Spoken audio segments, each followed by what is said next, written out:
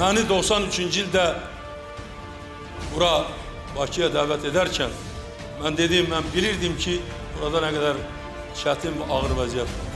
Benim elimde ne silahlı dəstə vardı, ne benim ordum vardı, ne benim bir gruppam vardı, hiçbir şey yok. Sual olunur, ne arkalandı Heydər Əliyev? Durdu geldi Bodrum'un içine girdi. Halka, düz deyirsiniz. Size, halka, eğer ben size inanmasaydım, ben size itibar etmeseydim, ben size arkalanmasaydım, ben bu məsuliyyəti özlərimə götürə bilməzdim. Ben bugün de size arkalanıram, sizin dəstəyinizə arkalanıram ve eminəm ki sizle birlikte biz Azerbaycan'ı bundan sonra daha da yükseklere kaldıracağız. 93. il müasir tariximizdə həlledici dönüş nöqtəsidir.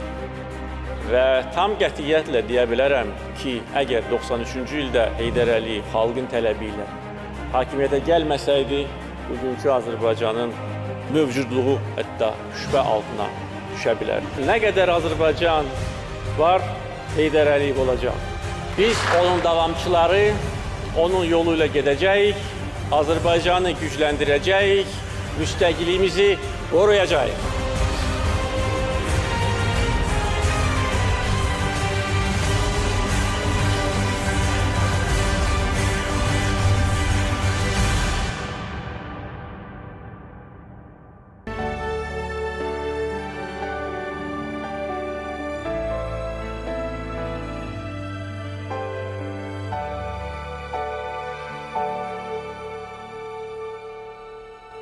...1982 ilin dekabr ayında Moskvaya giderken burada kalan benim hemşerilerime iki tavsiye ettim.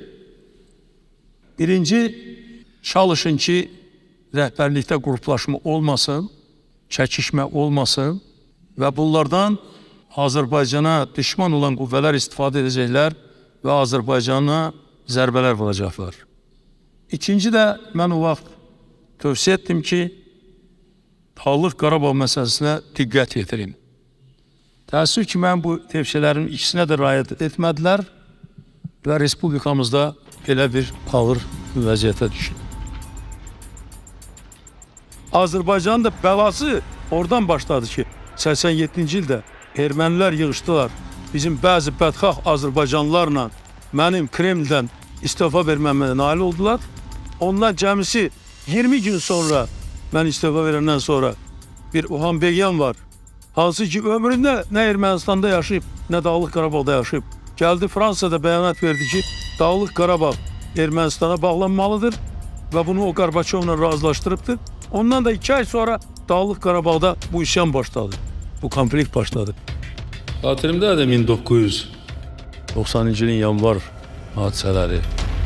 Bakıya böyük ordu hissələrinin, silahlı qoşun dəstələrinin daxil olmasından mən biraz geç xəbər tuttum. Yanvar ayının 20'sində gün ikinci yarısında. Gəldim evə, uşaqlarım, oğlum, İlham, kızım Sevil. Dedim ki, mən gedirəm ora. Bunlar bildilər ki, bu təhlükəlidir mənim üçün və mənim ətrafımda olan vəziyyəti də bunlar bilirdilər. Oğlum dedi, yox, mən də gedirəm. Hətta kızım uşaqlarını qoydu evə, dedi ki, mən də gedirəm. Yaxşı ki, o vaxt kimsə onu lent alıp da o lent var orada. Mən gəlirəm oğlumla, kızımla və gəldim orada sözümü də dedim, münasibətimi də bildirdim. Ama burada Azerbaycan xalqına təcavüz edilibdir. Xalqımız şəhidlər veribdir. Millət, xalq birləşib şəhidləri son mənzilə aparırlar. Ancaq Azerbaycanın rəhbərləri bundan kənardadırlar, qaçıb, gizləniblər. Elə bu faktın özü çox aydın və aşkar göstərir kim kimdir.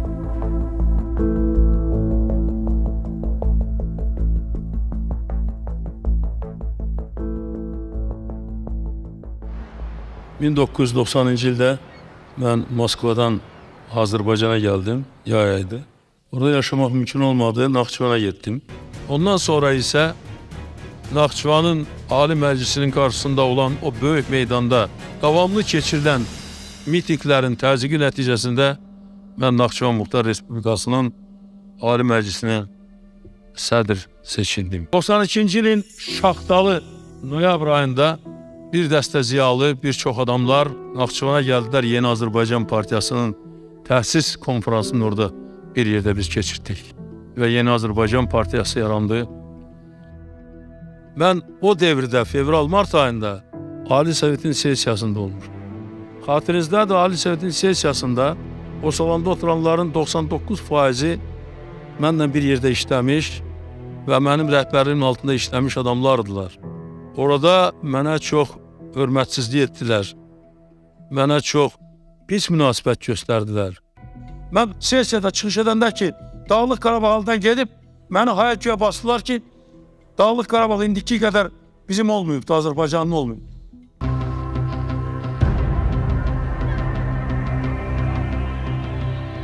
Erməni silahlı qüvvələrinin hücumlarına qarşı mütəşəkkil qüvvə yoxudur. Ordu yaranmamışdır. Ayrı-ayrı dəstələr, ayrı-ayrı qüvvələr güya Azərbaycanın torpaqlarını qoruyaraq cürbəcür işlərlə, bəzən qarətlərlə, təxribatlarla məşğuldular.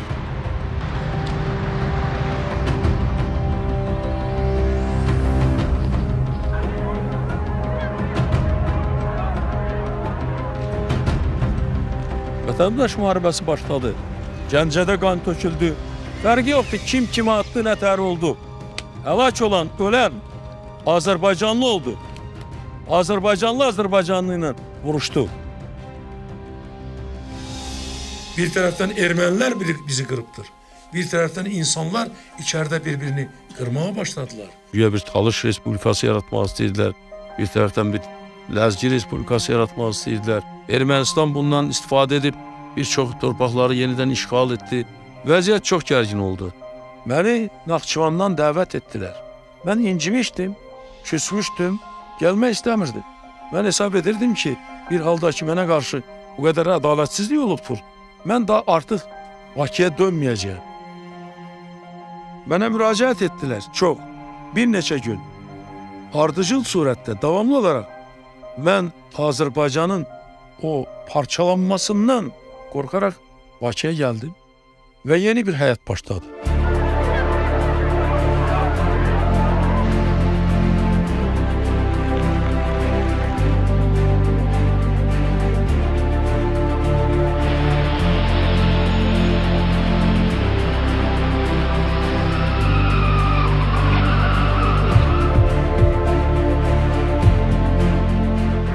Keçən ilin oktyabrın 3-də Azərbaycan prezidenti seçiləndədir. Oktyabr ayında, ayın 10-da Qurana əl basaraq, Azərbaycan konstitusiyasına əl basaraq Azərbaycan xalqına and içəndə də demişəm ki, mənim indi bir vəzifəm xalqa xidmət etmək. Ömrümün bundan sonraki hissəsini ancaq və ancaq xalqın bu vəziyyətdən çıxmasına həsr etmək.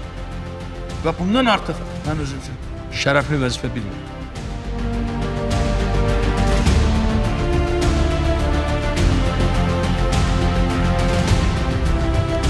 Azərbaycan 94-cü ilin oktyabr ayının bəlasından xilas oldu. Azərbaycan 95-ci ilin mart ayının bəlasından xilas oldu.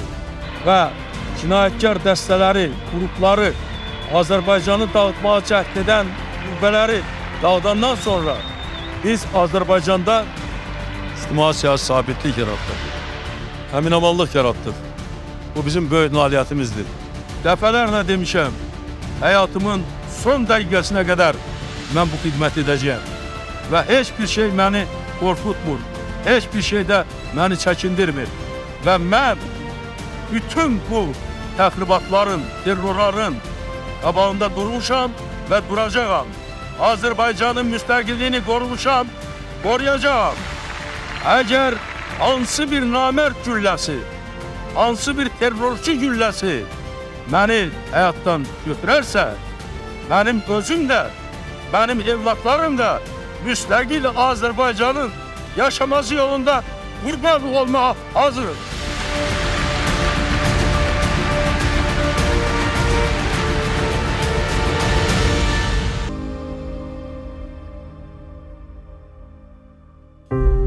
Hər kəs şəxsiyyətindən asılı olmayaraq, keçmiş xidmətlərindən asılı olmayaraq, adından, sanından asılı olmayaraq qanuna tabi olmalıdır.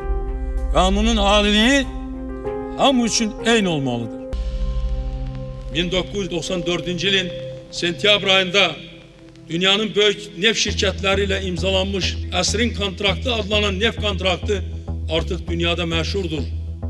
Bəziləri bizə inanmırdı, bəziləri ehtiyat edirdi, bəziləri təxribat edirdi. Ancak biz bütün sınavlardan çıktık, bütün çətinliklər aradan kaldırdık, bütün bize gösterilen müqavimətlere sinə gerdik ve verdiğimiz söze amel ettik. 97. yılda ilkin nefti hasil ettik.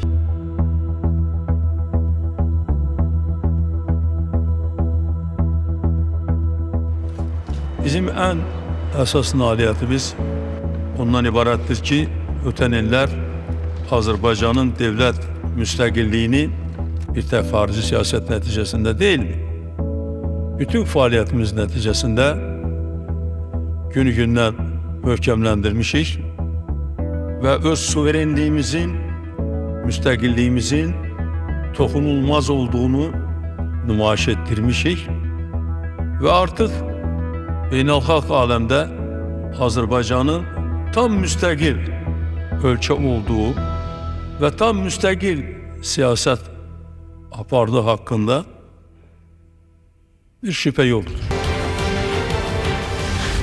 Her bir adam için vətən onun evidir. Vətən onun kendidir. Vətən onun torpağıdır. Vətən onun ölkəsidir. Azərbaycan bizim doğma vətənimizdir. 1000 yıl bundan önce de bizim vətənimiz olubdur. Bugün de bizim vətənimizdir.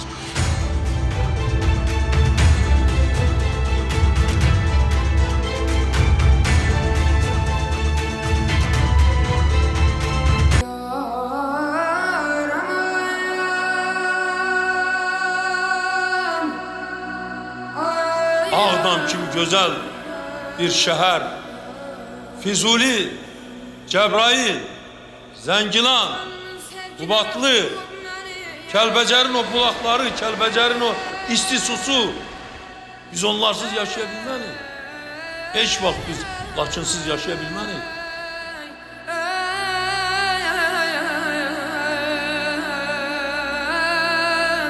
Xoşbəxt adamam ki, ata vəsiyyətini yerinə yetirdi. Şuşanı azad etdi. Qoy çaylarımız kurumasın. Qoy ağaçlarımız kesilmesin. Qoy çırağımız sönmesin.